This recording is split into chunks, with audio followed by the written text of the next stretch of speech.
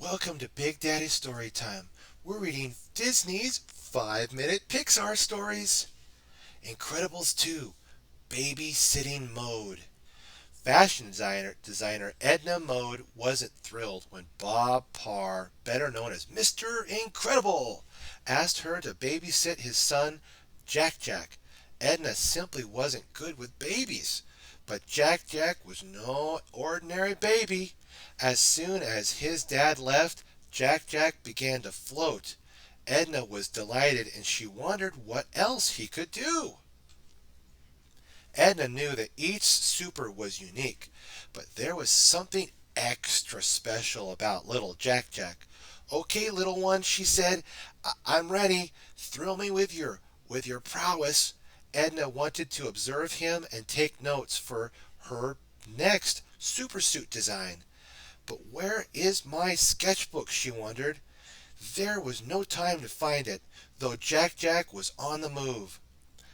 Edna couldn't believe Jack Jack could walk right through a wall. You are simply amazing, darling, Edna said as she watched him. The little boy could not be stopped. He continued to pass in and out of the walls as he floated down the hallway. Suddenly, Jack Jack disappeared right before her eyes. Where in the world can that little boy be? Edna wondered as she searched. I mustn't forget to put a tracking device on his supersuit. Come out, darling, she called. Edna looked high and low, behind furniture and in every room, but Jack Jack was nowhere to be found. Finally, Edna found Jack Jack downstairs, near her lab.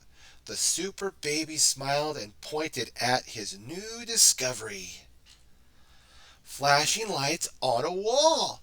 Jack Jack had found the security system for Edna's testing room. The alarm began to beep loudly at him. Beep!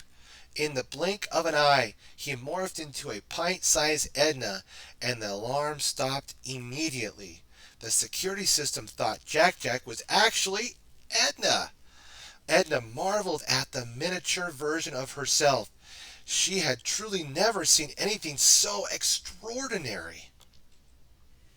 Once inside Edna's lab, little Jack Jack discovered some of the supersuits Edna had designed. He couldn't wait to get his hands on the colorful costumes, and he immediately started trying on bits and pieces of every different ones. He tried on gloves and masks, and even fashioned a cape for himself. But Edna quickly shared her one and only design rule: no capes. But Jack Jack absolutely loved the cape he had created, and he didn't want to take it off. He got so angry that he turned into a little monster. Edna didn't panic, though. She was used to working with supers of all kinds. Edna knew that little monster Jack Jack meant it was time for his bottle. How could I calm him down long enough to feed him? She wondered. Then Edna had an idea, and she headed to her music room. Maybe the right song would help Jack Jack change back into a baby and keep him from destroying all her favorite records. Edna played Beethoven for the little monster. It worked. He transformed back into an adorable baby. But suddenly, Jack Jack multiplied into two, three, four, five Jack Jacks. There was no way Edna could feed 5 hungry Jack Jacks with just one bottle. So Edna switched the music from Beethoven to Mozart. Success! All the Jack Jacks merged back into one baby. He began to giggle as he watched his baby bottle heat up on the stove, and then whoosh! Jack Jack burst into flames. Still Edna remained calm. She had seen it all. After putting out Jack Jack's flames, Edna finally spotted her sketchbook, but it was hard to design a supersuit for Jack Jack when he kept destroying her pencils with his laser beam eyes. She tried to keep him busy with his bottle so she could return to sketching. Teleportation, telekinesis, laser vision, phase shifting. That's all I need to see, Edna said as she started to create her brand new super suit.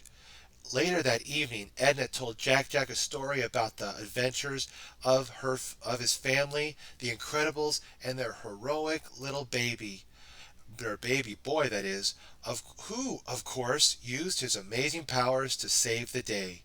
With a full belly and a smile on his face, Jack Jack drifted off to sleep. "Good night, darling," Edna said to the little one. The next morning, Jack Jack saw Bob's arrival on the monitor. "Dada," Jack Jack said, pointing to the screen. "Yes, Dada is here," Edna said, walking Jack Jack to Bob's car. "Let's go show him how fabulous you look." When they got there, Bob said to Edna, "Thanks again, E, for everything. How much do I owe you?" Flop, but darling, babysitting this one, said Edna. "I'd do it for free." What have we learned today, my friends? We learned from Mr. Incredible, Jack Jack, and Edna, and of course, all of the Incredibles, that babysitting is a big responsibility and hard work, especially when you're the one babysitting Jack Jack. Be sure to like, favorite, and subscribe. Stay tuned for more Big Daddy Story Time. God bless.